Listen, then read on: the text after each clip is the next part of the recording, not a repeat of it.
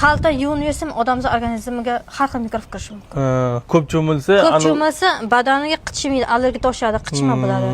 O'shaning uchun ham hadeb cho'milaversa odamzodga bo'lmaydi. Suyagiga singandan keyin suyak zaiflashadi.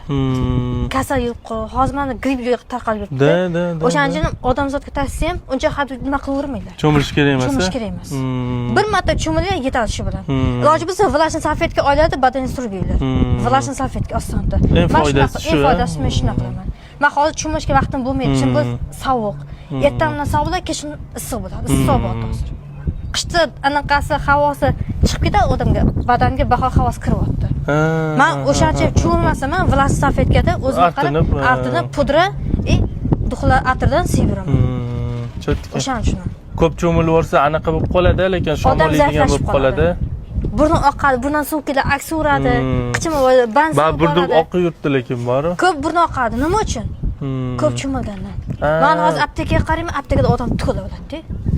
Ochida dor-darmon. Ko'p cho'milgandan. Ko'p cho'milgandan bo'ladi. Me'yordan ortiq cho'miladi. Me'yordan ortiq cho'miladi. Masalan, bir marta shu kamaytiraman deydi. Bir marta cho'milsa, odam masalan bir marta cho'milsa 1 hafta, 2 haftaga yetadi. Yetadi. Chin terilsa, atir. Atir.